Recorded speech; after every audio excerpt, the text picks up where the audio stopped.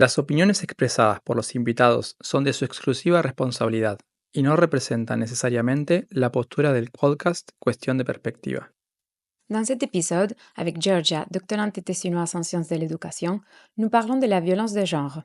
Ayant vécu au Mexique où le débat est très pressant depuis longtemps, Georgia a commencé à s'interroger sur cette problématique.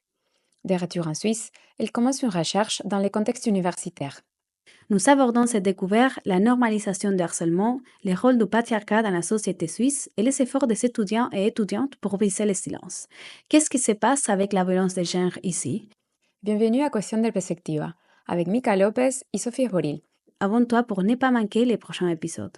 D'abord, on aimerait que tu te présentes très vite qui tu es et que tu puisses parler un petit peu de ta profession.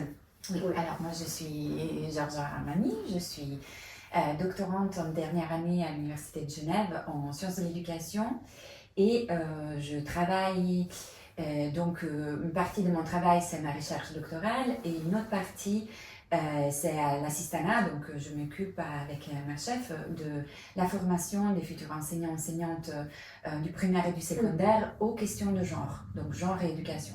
Okay. Donc tout ce que c'est en lien avec les stéréotypes que les enseignantes et enseignantes puissent savoir vis-à-vis des garçons, des filles, voilà, comment donner une éducation plus égalitaire aux filles et garçons à partir de l'école primaire, voire avant même. Ok. Et ça, c'est un cours en matière, non? On dit un cours qui est typique de cette formation? Alors, non, pour le bachelor, donc c'est des cours en option. Ah, okay. Pour les cours de la formation du primaire, c'est des cours en option. Pour le secondaire, ils ont des heures intervention sur le genre en éducation obligatoire et après ils ont aussi des cours en option. Voilà. Okay. Mais en général, donc pour le primaire c'est plutôt en option, donc c'est pas, voilà, c'est les gens qui choisissent, c'est pas obligatoire. Ouais. Parce que c'est vrai que c'est pas assez connu. Moi, je n'avais jamais vu ce type de cours dans une formation. Ouais. Et donc c'est nouveau, ça fait longtemps que ça alors ça fait longtemps que ça existe, mais alors Genève par rapport aux autres cantons de la Suisse est assez avancée sur ces questions. Donc il y a le Genève et le canton Vaud. Et après aussi, voilà, il y a, dans différents autres cantons, il y a des formations qui a de temps en temps des interventions. Ma chef, elle fait souvent des interventions aussi dans des autres cantons. Mais c'est vrai que c'est pas... alors, comment dire, on a souvent beaucoup de personnes qui sont motivées à suivre ces cours, mais c'est aussi, des fois, on voit aussi que des personnes les suivent parce qu'ils pensent que c'est facile, en fait. Ah. Voilà. Parce que l'éducation, c'est transmettre l'information et c'est tout. En fait, en général, c'est une chose sociale. Voilà. Non? Ouais, c'est ça, exactement. Donc, des fois, on a un peu... Et après, on le voit dans les résultats quand même, en fait. Il y a des gens qui sont assez motivés, il y a des gens qui prennent les cours, qui mettent leur âme dans les cours, en fait, et on les voit dans les travaux. Et après, bien sûr, il y a aussi des autres personnes qui ne le font pas pour la passion, mais juste pour avoir un crédit, et ils pensent que c'est un cours fascinant. Voilà. Donc, finalement, les élèves doivent être formés à des questions de genre. Mais les futurs enseignants-enseignantes, dans mon point de vue, c'est nécessaire, c'est important et on le voit parce qu'on le voit depuis tout petit en fait avec la socialisation de l'enfance. Déjà à la maison, avec les différences entre filles et garçons qui font les parents, la famille, etc. On a déjà des connaissances ancrées que l'enfant absorbe dès par son environnement. Quand on arrive à l'école, si la personne qui forme a des attitudes qui sont disons discriminatoires ou je ne dis pas sexistes parce que quand même, mais c'est des attitudes où il y a des études qui ont montré des préférences ou plus d'attention vis-à-vis des garçons parce que si on donne plus d'attention aux garçons, en fait les garçons ils dérangent moins dans l'environnement scolaire, donc on lui donne plus la parole. Et donc, c'est incroyable. Voilà, on voit dans des attitudes des enseignants-enseignantes des recherches qui ont été faites en France, ils sont très en avant sur ces questions, qu'il y a une différence de traitement entre filles et garçons. Okay. Et donc, le plus petit. Dès les petits, en fait. Ok. Donc, c'est une différence qui vient de la famille et après à l'école. À l'école. Ça, c'est transmettre, j'imagine. Que ça se transmet, exactement, et que ça reste. Ça reste ancré. Et finalement, on arrive à des Ouais. situations où les filles disent, quand ils doivent choisir à 15 ans qu'est-ce qu'ils veulent faire, ou même avant, en fait, à 12 ans, qu'est-ce qu'ils veulent faire. Ils ne vont pas s'orienter vers les maths parce que les maths c'est pour les garçons, les langues c'est pour les filles. Et Ouais. donc on a ces différentes choses qui interviennent. Donc là j'ai fait un peu un raccourci en fait, Oui, oui. bien sûr, parce que c'est Ouais, c'est énorme, j'imagine. énorme comme Ok. Et ça, c'est le côté que tu fais enseignante. Et ça, c'est le côté assistanat. Ouais. Ah oui, Donc, ok. c'est la côté Oui. de mon poste de doctorante, en Oui, fait, ouais. qui se partage entre l'assistanat, donc dans l'assistanat, on fait ça, et après, il y a toute ma recherche doctorale. Ça, c'est les topics où on va parler, je crois. Et alors, si tu veux, raconte-nous un peu c'est quoi la thématique du doctorat et pourquoi tu as choisi ça. Alors, moi, je travaille sur les violences de genre en éducation, dans l'enseignement supérieur, donc à l'université. Ouais. Principalement à l'université de Genève, parce que c'est mon terrain d'études, donc c'est là que j'ai fait mes questionnaires et j'ai fait mes entretiens. Ouais. Pourquoi j'ai choisi de travailler sur cette thématique? C'est parce que c'est des thématiques qui me questionnaient déjà. Ok. Donc moi j'ai vécu 5 ans au Mexique Ok. et j'ai travaillé en milieu de universitaire en fait. Ok. Donc j'étais enseignante d'italien au Ok. Mexique. Oh, trop bien. Et c'est là que j'ai commencé à me questionner beaucoup sur ces questions parce que en fait je voyais dans différents types de comportements avec les étudiants que certains collègues pouvaient avoir, qui étaient des comportements qui pour moi n'étaient pas corrects, mais j'arrivais pas à mettre un mot là-dessus parce que c'était c'était pas développé. C'était 2007, 2008, Ouais. en fait ça fait Longtemps. pas longtemps que parle de ces questions en général dans l'éducation supérieure. Ok. Aux États-Unis, oui. Donc, ça Ouais. fait depuis les années 70 qu'on a des recherches sur les violences que subissent les personnes en milieu universitaire. Mais dans des autres pays, c'est une thématique qui est encore très tabou. Ouais. Oui. Très, je dirais, on a un éveil de conscience qui arrive de plus en plus. Ouais. Mais c'est pas vraiment quelque chose de très répandu. Il n'y a pas des études énormes Sur ça. sur ça, en fait. Et c'est quoi la violence de genre? Alors, comme violence de genre, moi, je parle de tout type de violence qui peut être des actes psychologiques, verbales et physiques, en fait, qui touchent toutes les personnes par le système genre, en fait, dans le sens que le genre, je le vois comme un système social, donc c'est pas quelque chose identitaire, c'est plutôt un système de rapports sociaux, de sexe, donc entre le féminin masculin, mais aussi qui englobe les personnes qui ne s'identifient pas dans l'un ou de l'autre. Donc il y a tout ce système quand même patriarcal, qu'on peut dire, en fait, où le masculin a toujours été, disons, primé sur le féminin, où il y a toujours tout ce que c'est du masculin qui a plus de pouvoir sur le féminin, et qui fait que dans une société, il y a des violences qui sont normalisées, en fait. Et alors, je pense, en fait, pas idée, mais ce sentiment intérieur que tu as vécu pour justement te mettre dedans de cette thématique, quand même, il est né au Mexique. Ouais, c'est un sentiment qui est né au Mexique parce que, alors je ne dis pas que le Mexique plus que d'autres pays, hein, mais c'est quand même une société très machiste, en fait, très patriarcale, voilà, où les violences de genre sont assez répandues. Alors, quand j'habitais au Mexique, il y avait que Ciudad Juárez. C'était la période où on parlait de Ciudad Juárez, de las muertas de Juárez, etc., etc., où il y avait aussi les films qui étaient sortis, etc. On commençait à parler de ça. mais c'était encore c'était pas très discuté dans l'environnement en fait. Et il y avait quand même des violences parce que moi je me rappelle que quand j'habitais là-bas, j'avais arrêté à un certain moment de me mettre des jupes. Parce qu'il y avait de l'harcèlement dans la rue, parce que tout le temps les gens te faisaient un commentaire. Dans la rue, les gens t'harcelaient, quoi. Et moi, je me demandais pourquoi je ne peux pas juste marcher de ma maison à mon lieu de travail sans que les gens me fassent des commentaires. Ouais. Et en plus, nous venons aussi d'un pays d'Amérique du Sud, et c'est vrai qu'il n'y a pas que ça, il y a aussi la normalisation de ces comportements, il y a aussi la culpabilisation de la victime. Justement. Ouais. Donc si c'était ta faute. Si tu vas dire « Ah, on m'harcelait dans la rue », t'avais quoi comme avis? Exactement. C'était quelle heure? Même, on a eu aussi plusieurs cas, mais je me souviens d'un cas d'une fille qui a subi un abus sexuel dans la rue.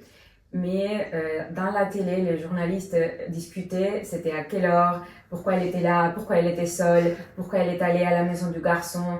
Il y avait toute une discussion autour de ça et on ne parlait pas que la fille avait été assassinée. Ouais. On parlait de tout le reste. De tout le reste, ouais. Voilà, comme si on culpabilise la victime. Finalement. Ouais. Et ça n'aide pas à que les autres personnes veuillent en parler. Oui, et aussi, ça n'aide pas à qu'il y ait une conscientisation aussi autour de ces questions, parce que finalement, si on continue à dire c'est la victime, c'est la faute de la victime, à la fin, on n'a pas une réflexion de qu'est-ce qu'on peut faire en tant que société pour changer la violence quand même et pour changer cette partie machiste en fait qui est là et qui est très forte. Moi, je me rappelle parce que j'avais répondu à une personne dans la rue parce que j'en avais juste marre. En fait, je voulais juste arriver à mon travail tranquille et laissez-moi en paix, en fait, foutez-moi la paix. Et j'avais répondu et je venais avec mon ex-copain et en fait, lui, c'était hyper fâché. Il m'a dit, pourquoi tu réagis? Pourquoi tu réponds? Et j'ai dit, mais parce que je n'ai marre. Et toi, ça te gêne pas, en fait, que les gens me fassent des commentaires comme ça, qui sont très sexuels quand même. Et à un certain moment, j'ai pas envie d'écouter ça tous les jours. Et en fait, j'avais dit à la personne, en fait, je m'étais tournée et j'avais dit à la personne, et si j'étais votre fille, vous m'aurez fait les mêmes commentaires? C'était juste ça ma réaction. C'est pas, je l'avais pas insulté, je l'avais pas. C'est juste. Conscientisation. La personne, elle s'est tournée et elle a commencé à courir en fait. Et elle est partie en fait en courant. Fuir. Elle est partie en courant en fait. Je pense que je l'avais pris un peu. Vue en fait. Elle s'attendait pas à ça. Et je me rappelle mon ex, quand on était à un certain moment, elle m'avait dit, mais pourquoi tu as fait ça en fait? Tu ne racontes pas? Et moi, j'étais là, mais tu vois, même les personnes qui sont à côté de toi, autant que t'es ils normalisent ce type de violence. Et plutôt, tais-toi en tant que femme, intériorise, prends cher, on s'en fout. C'est la vie, c'est comme ça. Voilà, c'est comme ça. Et qu'est-ce que tu as trouvé quand tu as pris ce sujet-là et tu l'as mis en Suisse? Alors, donc en Suisse, ce que c'était intéressant, c'est que moi, j'ai repris mes études universitaires en Suisse en 2019. Mais moi, j'ai jamais fait mes études universitaires en Suisse. Donc moi, mon bachelor et mon master, je les ai pas fait ici. Donc, quand j'ai commencé ma recherche doctorale, je rentrais dans un système d'éducation supérieure suisse, nouveau pour moi en fait. Et donc, je me suis dit, bon, j'accepte cette challenge, mais je revenais aussi ça faisait déjà 4 ans que j'étais en Suisse, mais ça faisait longtemps que je suis partie de la Suisse quand j'avais 18 ans. Et je suis revenue presque 15 ans après, quoi. Et donc, ces questions, pour moi, en Suisse, je les avais pas vraiment réfléchi en fait. Je les avais réfléchis en Amérique latine, je les avais réfléchis aux États-Unis où j'avais fait mon master, où j'avais pris des cours sur les questions genre. Quand j'étais en France avec mes collègues qui travaillaient sur les questions genre à l'UNESCO en éducation, à l'UNESCO à Paris. Donc je réfléchissais sur ces choses en dehors de la Suisse et quand je suis arrivée en Suisse en fait, j'avais commencé ma thèse en 2019 et en 2019 c'était l'année où ça se préparait la grève des femmes. La grève des femmes, la deuxième on peut dire en fait, parce que la première c'était en 1991. La deuxième? C'était la deuxième, en fait si je peux dire, donc on a eu une première grève en Suisse en 1991. Et plus jamais? des femmes, hein. Ah, oui, oui, oui. Juste une grève des femmes. Oui. Oui, et après, une grève des femmes. Donc celle de 1991, c'était par rapport à l'inscription du principe d'égalité des sexes dans la Constitution, qui avait été faite en 1981, mais qui, 10 ans après, rien avait été fait en fait. Donc il y a eu une votation en 1981, ça a été voté, mais après, tout reste tranquille, Comme si rien s'était passé. Donc en 91, il y a cette mobilisation massive des femmes, donc il y avait presque 2 millions de femmes dans la rue. Wow. Et Oh là en là, je sais 2019, on nous a repris le même principe parce que, 18 ans plus tard, C'était la même chose. c'est basiquement la même chose en fait. Il n'y a rien qui bougeait. La société suisse, c'est quand même, ça reste une société très patriarcale où ça reste tout axé sur la femme au foyer. Hein. Oui. On peut le voir dans les heures des magasins, comment ils ferment les magasins. Hein, Les places dans les crèches. Les places dans les crèches, on peut voir tous ces genres de choses. Ça reste une société très patriarcale. Et donc, il y a cette grève des femmes qui se organise en 2019, donc le 14 juin de 2019, et depuis 2019, il y a une grève des femmes chaque année. Et donc, en 2019, il y a aussi une étude qui a été faite en Suisse par Amnesty International sur les violences sexistes et sexuelles en Suisse. Donc, c'est une étude qui a été faite, donc ils ont interviewé plus ou moins 4500 femmes de tous les âges, en fait. Et les résultats qui sont sortis, c'était pas des résultats très agréables, en fait. Donc, si on pense, il y avait des résultats sur le viol, par exemple. Il y avait 12% des femmes interviewées qui avaient vécu une agression sexuelle et 7% des viols, en fait, avec la force. Donc, tous ces données, ils n'existaient pas avant. Donc, on n'avait pas une aperçu sur les violences sexistes et sexuelles en Suisse. Et sur l'éducation secondaire, encore moins en fait. On avait une étude qui avait été faite dans les années 90, justement en 1994, oui, 94. Mais c'était une étude qui venait dans le cadre d'un projet de recherche sur la violence tout court en toute la Suisse. Il y avait un petit volet aussi sur les violences à l'université. Et déjà, ce que cette étude avait montré, c'était qu'il y avait pas mal de sexisme qui était assez répandu. Il y avait des études sur le sexisme, pas entre les étudiantes, mais à niveau de personnel qui travaille à l'université. Là, l'université de Genève a été, disons, pionnière dans ce type d'études. C'était en 2017 qu'il avait été faite cette étude. Mais après, il y avait presque rien, en fait. Mais ce que je n'ai pas bien compris, c'est que l'université de Genève fait une étude des violences dans l'université. Oui, donc l'Université de Genève en 2017 fait une étude, donc c'est le service égalité qui mandate une chercheuse, Cléa Fanico, qui est au service égalité diversité de l'université maintenant, qui fait une étude en interviewant des femmes qui travaillent à l'université. Donc c'est mandaté. C'est mandaté par le service égalité. Ils n'ont pas eu le choix de dire non. Non, dans le sens que c'est une recherche qui a été construite, alors le service égalité et diversité de l'université de Genève dépend du rectorat. Ah, ok, d'accord. Voilà, c'est interne. C'est une enquête interne qui a été faite. Ah, d'accord. Voilà. Donc en 2017. Sur les personnes qui travaillaient. Alors, ce qu'il faut dire en fait, c'est que ça change un peu. Parce qu'en Suisse, en fait, on a la LEG, qui c'est la loi sur l'égalité hommes-femmes, qui protège. Donc, sur cette loi, il y a la définition de harcèlement, mais harcèlement au travail. Donc, c'est les personnes qui subissent du harcèlement sexuel au travail, ils sont protégés par la loi. Les étudiants, non. Donc, il y a tout un vide de la loi. Il y a toute une zone grise, en fait, de est-ce que si je suis étudiante et je subis une violence à l'université, qu'est-ce que ça m'arrive? Ça rentre dans quoi? Donc, ça rentre dans le code pénal, dans le code civil, dans le code pénal, bien sûr, mais il n'y a pas d'autres en fait, les étudiants ne sont pas considérés comme des employés de l'université. Et donc, la loi... Oui, ça ne compte protège comme pas. si tu étais dans la rue et tu n'es pas vraiment lié à l'université. Exactement. Ok. Ça compte comme si tu es dans la rue. Ouais, et ça t'arrive quelque chose. Voilà. Donc, c'est ça que je me demandais au niveau des conséquences. Parce que, ok, on découvre avec Ah, une ouais. étude et on fait quoi?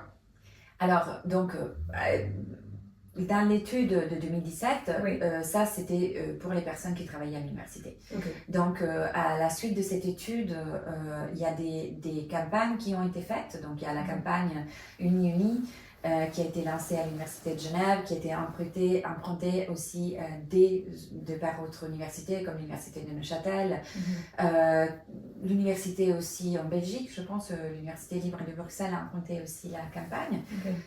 Il y a une cellule de confiance qui vient de mise en place, donc une cellule que tu peux appeler pour discuter en fait Une situation. une situation et demander de l'aide. Il y a le service des RH qui commence à prendre aussi en charge certaines situations, mais on part toujours dans le cadre professionnel en fait. Dans le cadre des étudiants, donc il y a les associations des étudiantes qui se mobilisent depuis des années. En toute la Suisse, en fait, dans toute la Suisse, ils se mobilisent depuis des années sur ces questions parce que justement, ils restent dans cette zone grise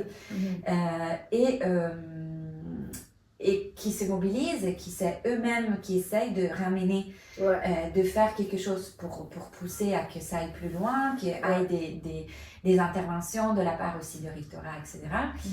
Tant en Genève comme ailleurs.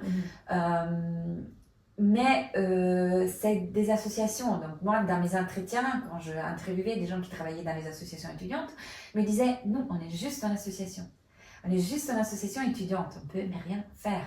En fait, C'est que pour parler un peu et que la personne, ça se sent accompagnée. Voilà. C'est que pour ça. On peut faire remonter les plantes aussi. Oui, mais après, si ça reste sur rien... Voilà. Du coup, dans ton projet de doctorat, tu as pu interviewer des gens qui sont étudiants de l'université. Donc, mon projet de thèse portait exactement sur les étudiants, la violence entre étudiantes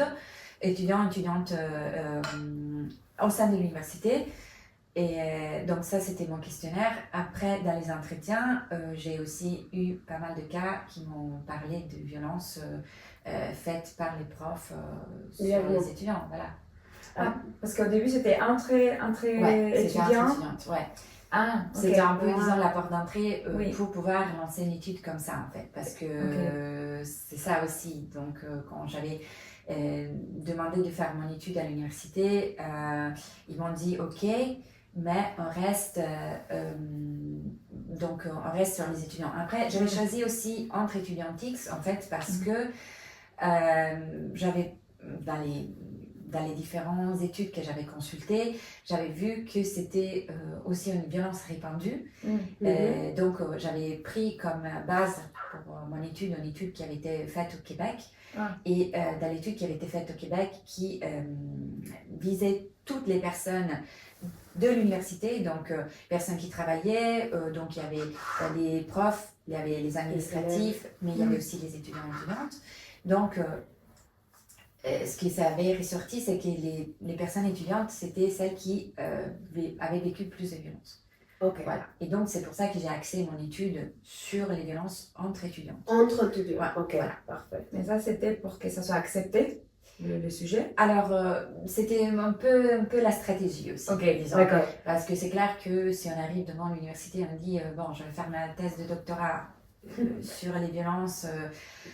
Sur les professeurs à les élèves. Les élèves. C'est ça qu'on s'est demandé, parce qu'on s'est demandé comment ça a été accepté. On était en train de planifier les questions pour ce podcast et on dit écoute, l'Université de Genève a accepté que ça s'est fait une étude des recherches de la violence de les professeurs ou les élèves. C'était trop ouvert. On avait pensé un peu ça et maintenant on comprend un peu mieux. Tu as découvert par hasard ou tu avais une suspicion? Non, alors bien sûr, il y a des cas, en fait, il y avait des cas qui sont sortis même dans la presse à Ok. l'Université de Genève, donc c'était pas un secret non plus. Plus quoi. après. Mais c'était, alors j'allais pas interroger sur ça en fait. Quand j'ai, donc j'ai fait mon étude qui est en méthode mixte, donc j'ai fait un questionnaire que j'ai passé à toutes et toutes les étudiants de l'Université de Genève. Ouais. Et après, j'ai eu 1800 réponses. Et dans mon questionnaire, j'avais mis en réponse ouverte. Donc, une question ouverte. Donc, les personnes pouvaient me raconter leur N'importe quoi. expérience de façon anonyme. C'était toujours anonyme, mais Mon questionnaire, c'était anonyme. Ok. Après, j'avais une dernière case dans le questionnaire qui c'était « Est-ce que vous aimeriez avoir un entretien ?»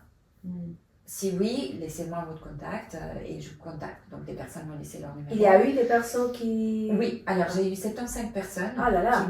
qui ont accepté à faire un entretien. Wow. Après, dans les relances, J'ai attendu 5. non, dans les relances, après, je n'ai gardé 42.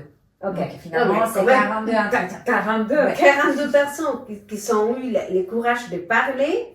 Ok. Ouais, donc ces personnes, c'était des personnes qui avaient vécu des violences, mais aussi des personnes qui n'avaient pas vécu des violences, qui voulaient juste discuter.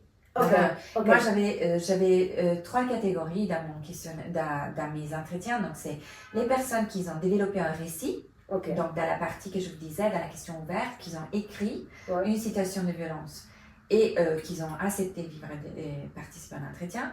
Des personnes qui n'ont pas développé un récit, mais qui ont vécu des violences, Ok. mais ils ont tout de même accepté l'entretien. Et des personnes qui avaient déclaré ne pas avoir vécu des violences dans le questionnaire, mais qui voulaient parler avec moi. Ok. Donc j'avais 3 catégories, parce que je me suis dit, c'est assez intéressant pour moi aussi de discuter avec des personnes Ouais. qui n'ont pas vécu des violences, mais qui veulent tout de même discuter sur la thématique. Parce Oui, que- oui, bien sûr, ils ont ses propres opinions et peut-être que ça les attire aussi la thématique et ils ne peuvent pas parler avec personne. Exactement. Et c'était, quelques participants m'a parlé justement de ça, du fait qu'ils étaient vraiment contents de pouvoir avoir un espace où discuter de ces choses, parce que ne sentaient pas qu'il y avait des espaces où ils pouvaient partager des opinions, des opinions qui n'allaient pas forcément dans le sens de tout le monde en fait. Donc Ok. des opinions qui étaient un peu, des personnes qui étaient un peu... qui doutaient un peu de la thématique, qui Ok. avaient des questions par rapport à la thématique, qui se Ok. questionnaient aussi de leur place. C'était souvent des hommes, aussi, Ok. il faut le dire aussi, Ouais. mais qui ne trouvaient pas des espaces pour pouvoir partager leur point de vue aussi. Ok. Et j'ai trouvé que c'était assez intéressant parce que ça récolte aussi Ouais. un autre type de données. Quoi. bien Avoir que des données de personnes victimes de violences, c'est différent qu'avoir des données un peu plus ouvertes avec d'autres personnes, d'autres types d'opinions, etc. Donc, tu as déjà fait toutes les entretiens? Alors oui, donc là je suis comme je suis en dernière année, je suis dans la finalisation aussi des analyses des données, donc c'est un work in progress. Ouais. Ok. Donc je suis sur les analyses des données. Ok. Voilà. Donc finalement, c'était parfois donner un espace aux élèves de parler des sujets qu'ils ne sont pas un autre espace pour en parler. Exactement, c'est ça. Et c'est ça qui parfois c'est étonnant qu'en Suisse, l'endroit pour parler de ça soit dans une recherche de manière anonyme, qu'on n'est pas sûr si ça va sortir, Ouais. parce qu'après je suppose que tu dois sélectionner, tu ne peux pas tout mettre. Exactement. Oui, alors après ça, non, tu as fini justement la recherche. Et moi, j'aimerais savoir, et en fait, bien sûr, j'imagine que tu n'as pas encore en conclusion, aussi, peut-être qu'il n'existe pas encore en général, mais comment, en fait, comment on fait après, non? En fait, tu as découvert tout ça, c'était une chose que j'imagine que tu as déjà senti, parce que tu as cette sensation, c'était né il y a longtemps.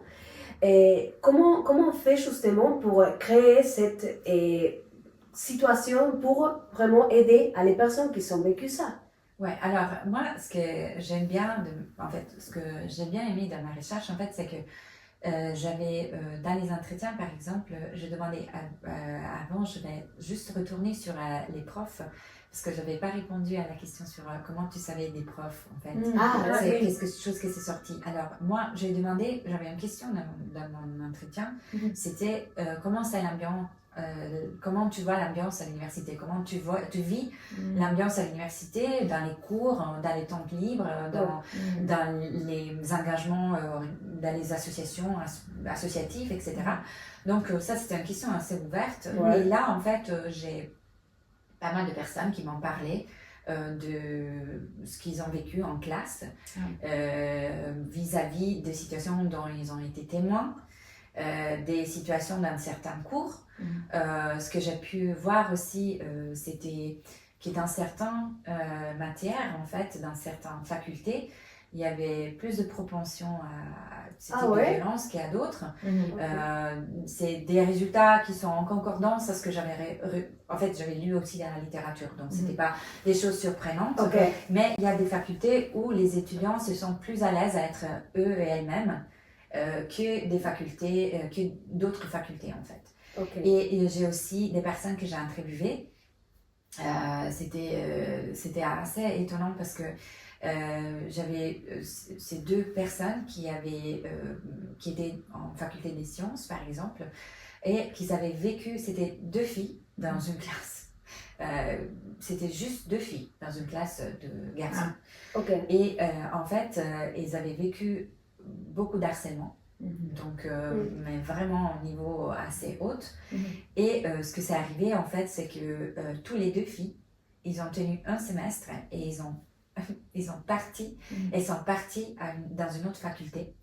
Les deux à lettres, en fait, que c'était une faculté où elles se sentaient un peu plus libres de s'exprimer, de aussi vivre leur expérience universitaire sans être harcelé. Après, je dis pas qu'en être, il n'y a pas d'harcèlement, parce que... Non, bien sûr. C'était les cas mais c'était ces deux cas que j'ai rencontrés où ils ont carrément changé de parcours académique. Et c'est ça que ça m'intéressait aussi dans mon étude, en fait. Comprendre comment les violences influent sur le parcours académique des personnes.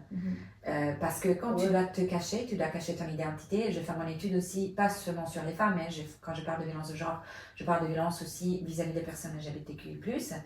Et c'est la partie que finalement je suis plus en train d'analyser parce que j'ai dû faire des choix. Et donc c'est la sous-partie sur laquelle je me suis plus concentrée.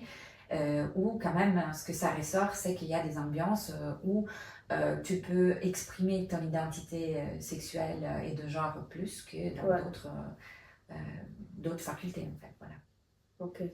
Et donc, pour revenir à ta question sur qu'est-ce qu'on peut faire après, donc moi, je demandais aux étudiants que j'ai interviewés, qu'est-ce que vous envisagez, en fait, qu'est-ce qu'on peut faire pour améliorer la situation. Et en fait, je garde les réponses à ces questions pour réfléchir à un plan d'action vis-à-vis de qu'est-ce qu'on peut faire de concret et qui répond aux besoins des personnes qui sont concernées par ces violences, en fait.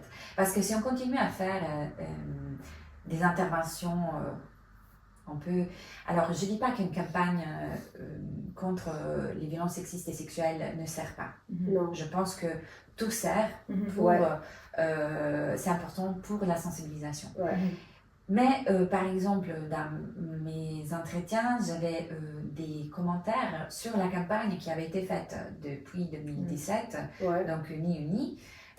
Donc, on a cette campagne. Et les gens me disaient, nous, on n'a pas de mémoire historique, en fait. Nous, on est arrivé en 2020 à l'université, on voit en 2019, on voit des affiches, on ne sait pas pourquoi elles sont là. Personne ne nous a expliqué pourquoi elles sont là.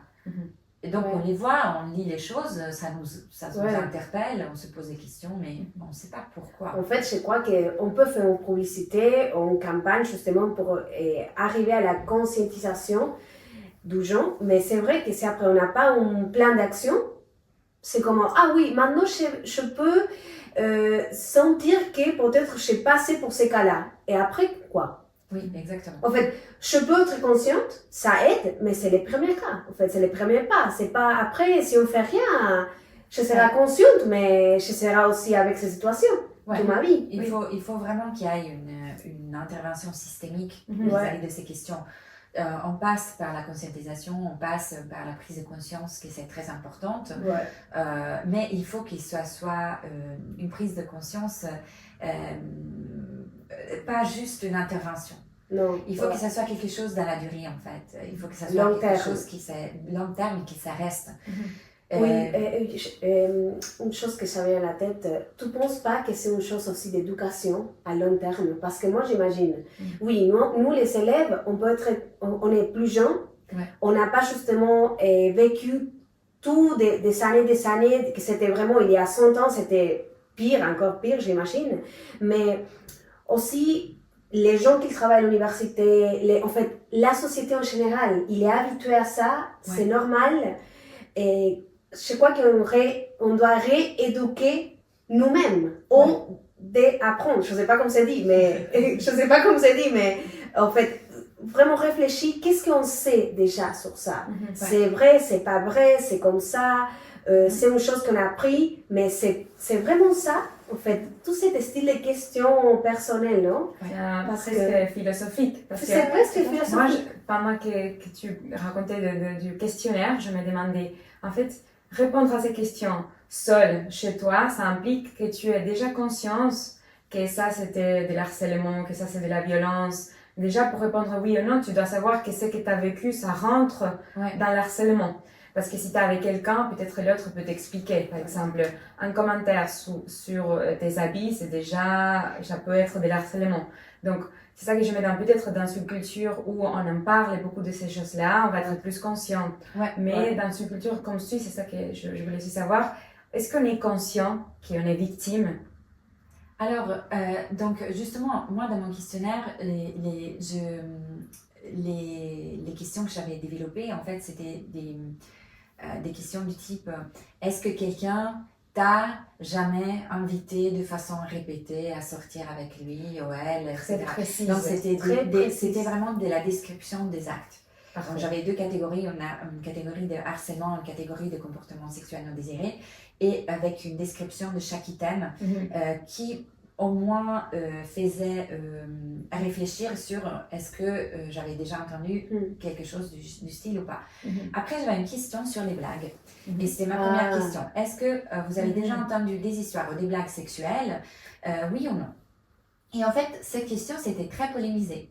Dans la question ouverte que je me disais, en fait, j'ai eu pas mal de personnes qui m'ont écrit oui, moi j'ai répondu oui à la question des blagues parce que, alors oui, j'ai écouté mes potes qui font des blagues, oui, j'ai fait quand même des blagues, mais pour le temps, les blagues, c'est des blagues, je pense pas que c'est de la violence.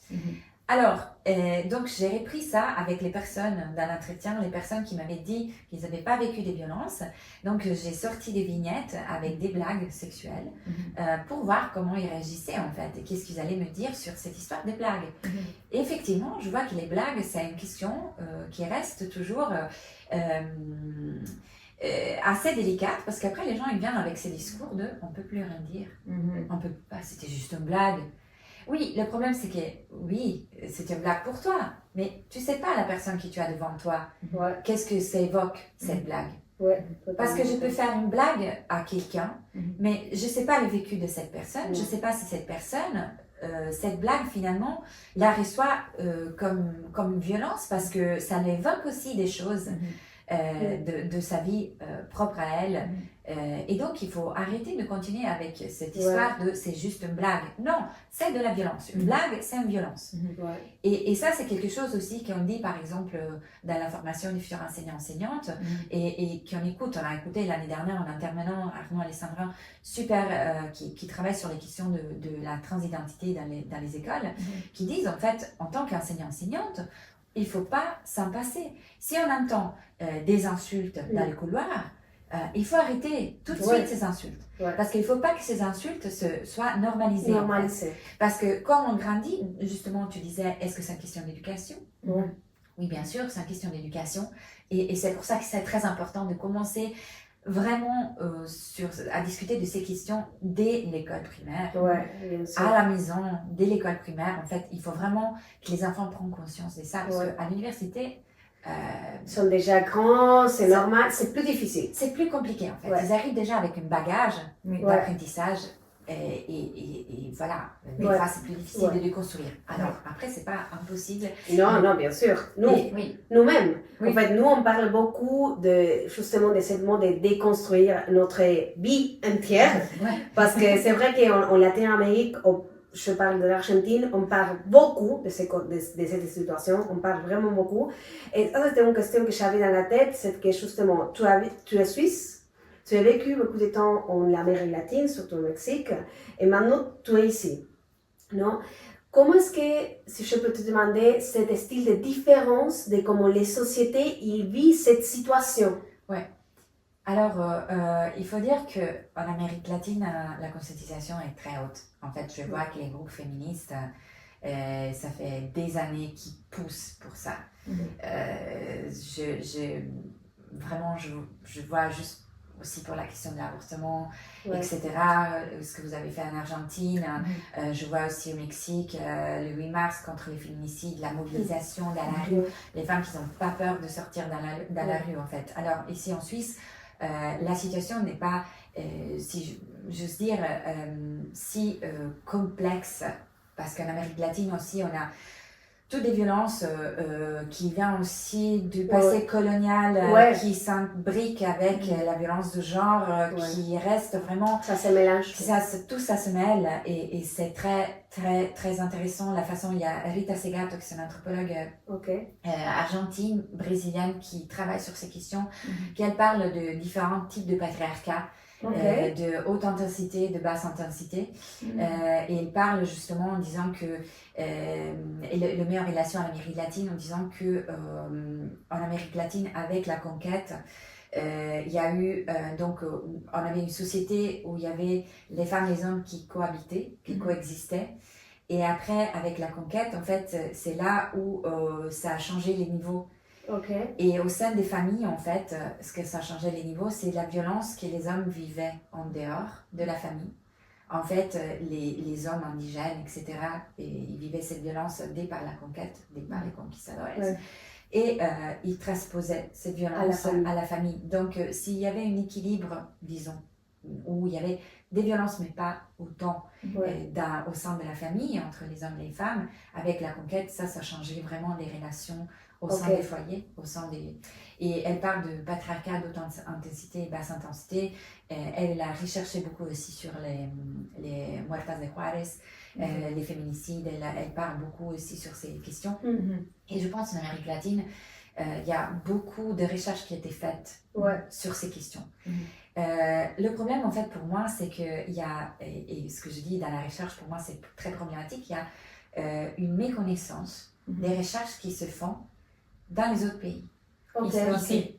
Ici, en général, mais ici, je pense que c'est une barrière, d'une façon, il y a la barrière linguistique. Donc, on ne va pas lire des recherches en espagnol si on ne parle pas espagnol.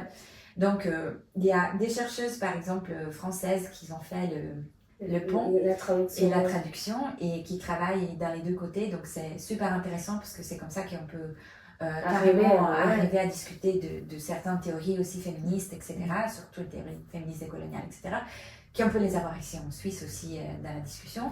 Mais je trouve qu'il y a vraiment une gap, une manque de partage. En fait, tu ne penses pas que c'est une question, bien sûr, comme je dis, on a vraiment préparé et réfléchi sur ce podcast parce que c'est aussi très important pour nous parce que, comme on a déjà parlé, on est de l'Argentine, on parle beaucoup de ça. Et tu ne penses pas que la Suisse, il cache un peu les choses? Parce que je crois que la Suisse, il a les ressources. Il a les ressources économiques pour mettre dedans, pour vraiment se mettre dans la profondité de cette situation. Mais ils ont besoin, ils veulent. Exactement. C'est ça. Est-ce qu'il y a une volonté politique pour faire avancer les choses dans ce sens-là? Moi, je dirais que non, en fait. On peut le voir. En fait, c'est pour ça que chaque 14 juin, on sort dans la rue à dire, en fait, alors cette année, c'est ça, l'année prochaine, c'est ça, en fait. Mais finalement, on le voit dans les votations aussi, on n'arrive pas à comprendre qu'il y a un problème de base d'inégalité entre les sexes, et ça, les gens ne le comprennent pas. Ils pensent que c'est tout réglé, en fait. Non. Et en fait, là maintenant, ça commence à changer un peu, mais dans la presse aussi, la façon dont les choses sont mentionnées, on parle de « Ah, il a tué sa copine ». Non, c'est un féminicide, point barre en fait. Il faut quand même mettre les bons mots. On lit jamais féminicide. On lit jamais. C'est en toujours, fait, elle a été tuée par son on ex. utilise, crime passionnel. Oui. Voilà. En fait, en justifiant, ça vraiment, c'est quelque chose qui me touche vraiment. Crime passionnel, ça donne inconsciemment l'essence qu'il n'a pas pu se contenir. Et moi, comme moi, je travaille avec les enfants, cette phrase, elle est très souvent utilisée pour les hommes. Pour les femmes, non.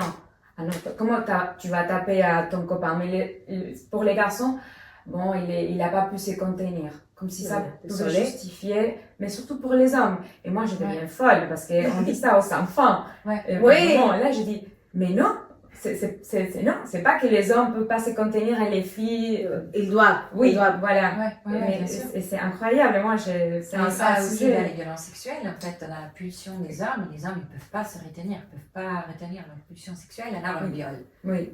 Mais écoute. Excuse-moi, c'est quoi cette justification? Non, ça fait partie d'une culture de viol aussi, d'une culture. Et je pense qu'en Suisse, on n'est pas encore. Il y a beaucoup de travail à faire en fait là-dessus. Parce que c'est pas parce qu'on a des femmes dans le gouvernement que les choses changent en fait. C'est ça que. Mais nous, on vient d'une région qui c'est vraiment très politique dans le sens qu'on invente des choses pour donner à les gens qui veulent. Ça veut dire, maintenant on a une personne, une femme dans les gouvernements, alors on est féministe. Non, écoute, c'est ça, on est habitué à ça. En fait, on vient d'un pays qu'on dit, tu ne vas pas dire que ça c'est vraiment traiter la situation. C'est pour ça qu'on dit, ok, bien sûr, quand tu dis justement cette situation de recherche en Amérique latine, bien sûr, c'était une autre chose. Et c'est vrai que chez son, comme femme, en vivant ici, et je suis vécue en Argentine toute ma vie, en fait, chez moi, la différence, c'est vrai que c'est pas la même chose du tout. Mais de toute façon, quand tu commences à parler, tu dis, écoutez, nous, il y a 30 ans, on parlait de la même chose maintenant, en fait. C'était une chose parce qu'on n'avait pas la chance de continuer, parce que c'est vraiment grand, les problèmes, qu'on ne pouvait pas les cacher. C'était une situation qu'on ne pouvait pas les cacher. Maintenant, on dit, écoute, j'espère que ça n'arrive pas ici, dans les moments où on ne peut pas les cacher. En fait, c'est un peu ça. Oui, et moi, je te rejoins sur ça on a fait un autre podcast, on a survolé les lois de l'éducation inclusive. Donc c'est un peu pareil. J'ai la sensation que la Suisse a les moyens, mais une loi, mais que dans les terrains, il n'y a rien. Et moi, par exemple, j'ai fait une formation en éducation spécialisée. Et dans ma volée, il y avait la plupart des Européennes, et on avait deux Argentines. Donc on avait vraiment une autre manière de voir l'éducation des enfants. Et quand on parlait, c'est juste un exemple, mais que j'avais cette sensation de, ok, c'est très bien, il y a deux personnes qui viennent de cultures très différentes, donc pour l'éducation des enfants, pour moi c'était très riche, parce qu'on partage aussi des habitudes, des coutumes, et on parlait de l'allaitement, et justement en Amérique latine, les enfants jusqu'à 2-3 ans allaitent. Et il y avait eu ces sujets-là et tout le monde commençait à dire « Ah non, quelle horreur, 3 ans, oh non, 4 ans, et ils sont très attachés. » Et moi, je disais rien. Là, ce jour-là, c'était moi seule. L'autre Argentine n'était pas là. Et moi, vraiment, je suis une personne, moi, je n'ai pas honte de parler, je suis pas timide pour défendre. Et j'arrivais pas. Parce qu'il y avait 15 personnes qui avaient les mêmes avis. Et moi, j'étais là, je dois parler. Et j'arrivais pas. C'était horrible. Et la pression sociale. Je savais que c'était bien ce que j'allais dire. Parce que c'était juste dire, dans mon pays, c'est le contraire. C'est très bien vu. Et j'arrivais pas à parler. Et à la fin, j'ai dit, est-ce que je peux dire une chose? Et la prof dit, ah oui, Sophie, toi qui tu viens d'une autre culture. Et là, heureusement, la prof m'a sauvée, entre guillemets, parce qu'elle m'a vraiment autorisée à dire, on veut t'entendre.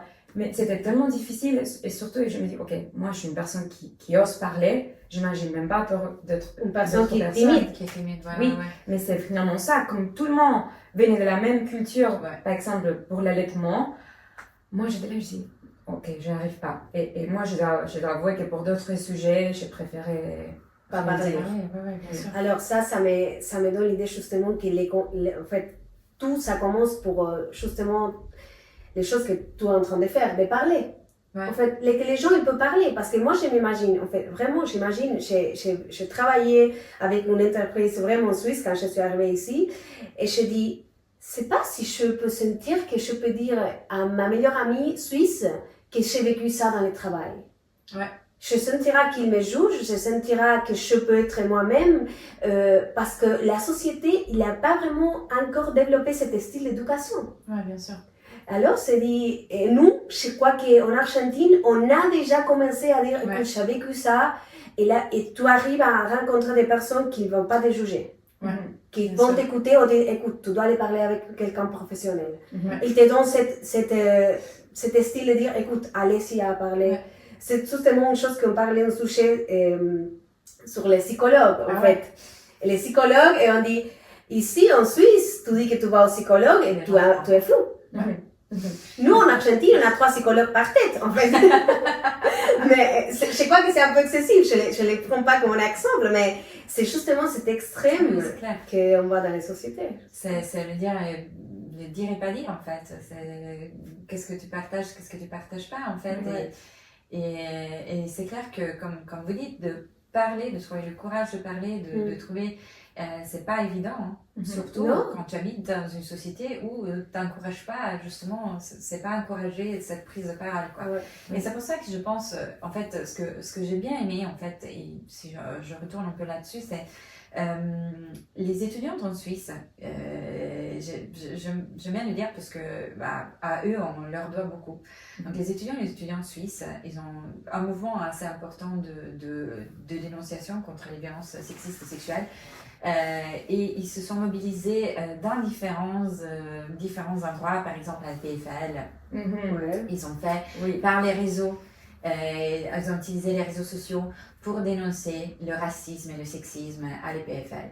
À l'Université de Lausanne, c'était les étudiants en médecine, et à l'Université de Genève aussi, les groupes des étudiants en médecine qui ont décidé de faire une enquête sur les violences sexistes et sexuelles vécues en milieu hospitalier.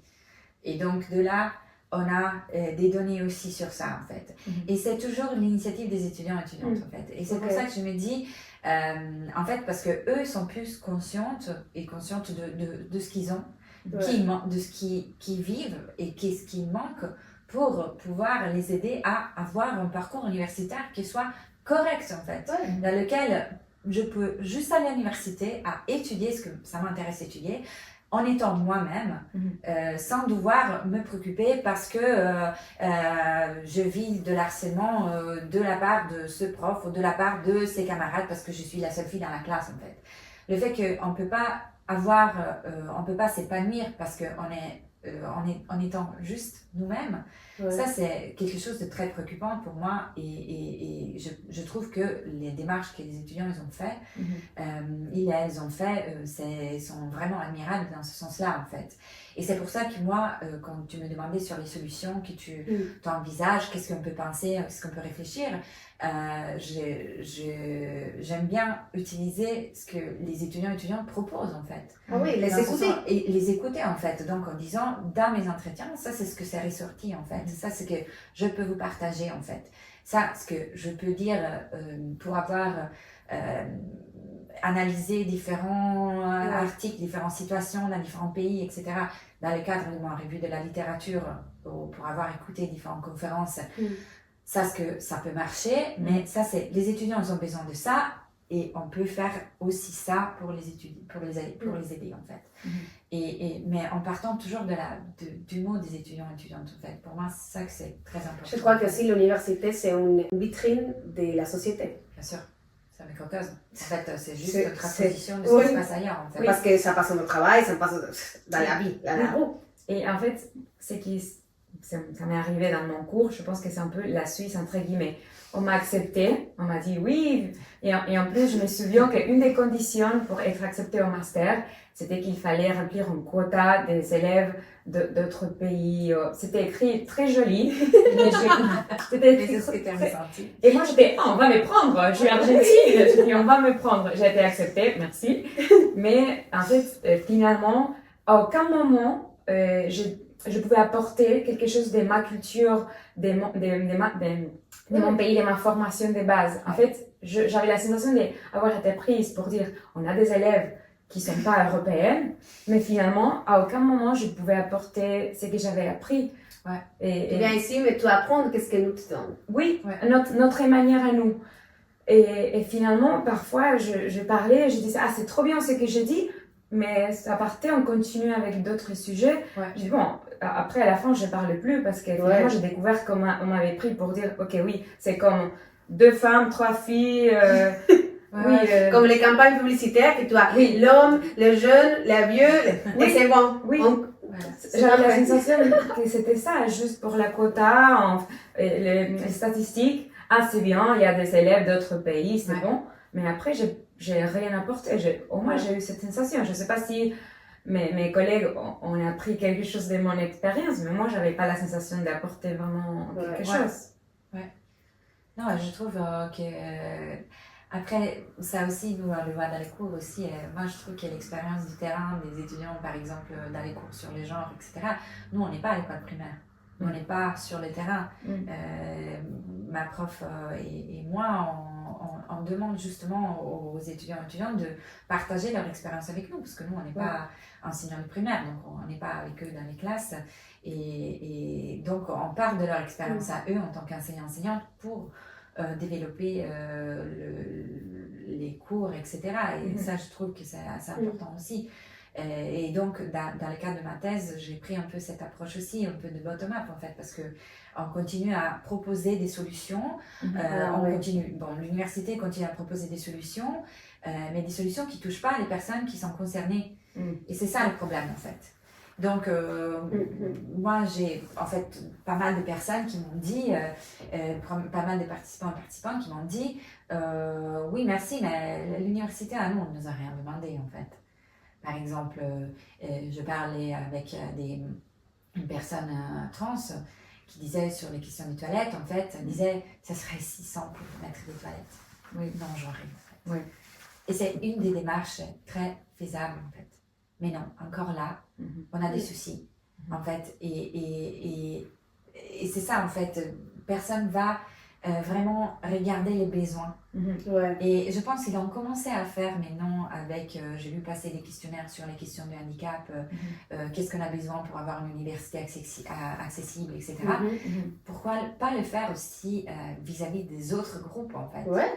Et ça, c'est, je trouve, très important, c'est nécessaire, en fait. Oui, je crois que ça me vient aussi une chose dans la tête, que c'est justement cette situation de la Suisse, d'apprendre à intégrer les gens qui ne sont pas standards dans le monde. Et standard, on dit pour standard qu'on est habitué, malheureusement. Tu ne me sens pas standard, en tout cas. Oui, moi non plus, mais tu vois, on a une vision standard d'hommes, de femmes, de la vie, de la famille, d'une mère, un père, d'un enfant. Alors, si tu entres dans ces standards, c'est tout bien, tu es bienvenu. Mais après, je ne sais pas quoi faire. On beaucoup de choses, non? Mais je crois qu'on va déjà comme 45 minutes. Comment est-ce que ça continue pour toi, ça? En fait, tu es en train de finaliser, j'imagine que c'est encore beaucoup de temps de mettre en place un plan d'action. Mais tu vas publier, par exemple, la... Ouais, je vais publier, alors la thèse, tout d'abord, l'idée c'est de la défendre en 2025, donc début 2025, donc c'est bientôt. Donc l'idée c'est de rendre, oui, bien sûr, déjà je suis en train de développer quelques articles et comme ça pour partager mes données. J'ai aussi partagé mes données à l'université, donc pour qu'eux ils puissent les utiliser pour d'autres choses aussi. J'ai des collaborations aussi, toujours avec le service égalité diversité de l'université. On a développé un violentomètre que c'est alors, le violentomètre, ça a été créé au Mexique. On revient encore à la base, à l'origine. Et ça a été créé dans les années 2000 dans les polytechniques fédérales pour conscientiser les étudiants et étudiantes à les violences de genre tout court. Donc il y a un violentomètre qui ça mesure des violences qui va de la violence plus banale, si j'ose dire, comme la blague, à le féminicide. Donc ça c'était le violentomètre qui a été développé au Mexique. Donc après il a été repris, réadapté, etc. Il y a eu des accélomètres, des violentomètres pour le mode de travail, etc. Et moi j'ai sorti un violentomètre basé sur les données de ma thèse avec donc une cadre bienveillante, donc c'est une partie verte, que c'est une cadre de environnement universitaire bienveillante, donc dans lequel je voudrais vraiment travailler, je me sens épanouie, je me sens bien étudier, etc. Après, ça commence à dégrader en fait. Donc, quel type de violence qui vont justement de l'harcèlement jusqu'au viol. Voilà. Parce que c'est ce que j'ai reçu dans mes données en fait. Et donc, j'appuie ça avec des explications de chaque item. Donc, on a le violentomètre, c'est comme une règle en fait, avec des items. Donc, on m'a dit ça, que certains items sont émergés directement des données qualitatives. Certains données, j'ai pris aussi mon questionnaire comme base pour expliciter les items. Et après, j'explique qu'est-ce que c'est chaque item. Donc, je rends vraiment... est-ce que tu as été... une autre étudiante, t'as blablabla, tu t'es sentie comme ça, blablabla. Donc, ça, c'est la partie explicative. Et après, je soutiens ça avec mes données. Donc, les quotes, des citations que j'ai sorties de mes entretiens et des récits que j'ai reçus. Et donc, on a travaillé sur ça avec le bureau le service égalité et diversité de l'université, avec aussi des feedbacks de différents collègues et collègues qui sont spécialistes ou pas des violences, et aussi des étudiants et étudiantes pour avoir un feedback à eux aussi, et pour l'avoir aussi plus inclusif dans le sens que c'est justement la violence de genre, que c'est soit... axé, donc pas juste femmes, pas juste hommes et femmes, mais aussi les personnes LGBTQI+, puissent se sentir reconnues dans cet outil. Donc c'est un outil qu'on va lancer, je ne sais pas quand, on peut le publier quand ça sera... Vers la fin de l'année, je pense, donc 2024, et c'est quelque chose qu'on se réjouit d'avoir fait parce qu'il y a aussi toute une partie juridique. Donc il y a aussi la juriste de l'université qui est en train de travailler là-dessus pour nous dire où est-ce que ça se situe à niveau de loi en fait aussi. Pour voir justement qu'est-ce que les personnes peuvent faire face à certains types de situations qu'on a sur le violentomètre aussi. Donc c'était un peu ça l'idée de créer cet outil. Et après, l'idée c'est peut-être de créer des formations avec ça aussi. Mais ça sera à prendre un peu tard. Publier ma thèse. Terminer ma thèse tout d'abord, la défendre et après on verra. Mais en tout cas, j'aimerais continuer cette recherche en fait. Donc ça s'arrête pas avec ma thèse, justement. Et aussi parce que comme je vous disais, dans le cadre de ma thèse, j'ai traité qu'une sous-population. Donc j'ai encore pas mal de données à travailler. Donc voilà un peu ça. Alors, écoute, c'était magnifique pour moi. Incroyable. Je pourrais continuer 3 heures en train de te demander des choses. Moi, pareil. Je crois qu'on peut, peut-être quand tu publieras ta thèse ou cet outil-là vraiment magnifique, on peut vraiment on aimerait t'inviter à nouveau. Pour parler je suis ravie de parler de ces questions. Alors, écoute, merci beaucoup. Merci à vous. C'était vraiment incroyable. Et attends. On a une petite partie. C'est froid, mais c'est un peu froid, attention. Mais une petite partie un peu culturelle pour nous, que c'est vraiment les matés, c'est vraiment les symboles, je ne sais pas comment dire, mais de l'Argentine. Et on essaye toujours de demander à l'invité, est-ce que tu les connais déjà? Alors, je connais le maté, mais c'était pas un Argentin qui m'a, c'était un Uruguayen qui m'a. Ah, ok. Alors, On a un est-ce petit guerre ici. que ça vaut quand même? Ouais, bien sûr, c'est vraiment de notre Le région. problème, c'est froid. On a toujours Ouais. un problème. Oui, c'est un peu froid, Mais c'est pas grave. c'est pas grave. Oui. Désolé, Voilà. public. Mais Voilà. l'idée, c'est que tous les... Si tu veux goûter. Merci. Ouais. Et tu vas sentir que c'est un peu le froid. Problème technique. Voilà. Non, c'est un peu tiède. Ok, Mais ça va. ça va. Bon, après, ça va. sinon, tu te brûles, non? Oui, c'est Pour ça. moi, c'est froid. Oui, mais pour nous, c'est voilà. pas Bon, merci. Mais bon, on finit comme ça. Merci beaucoup. Merci beaucoup. Rien, on se va retrouver la prochaine fois. Au plaisir. Merci beaucoup. Merci.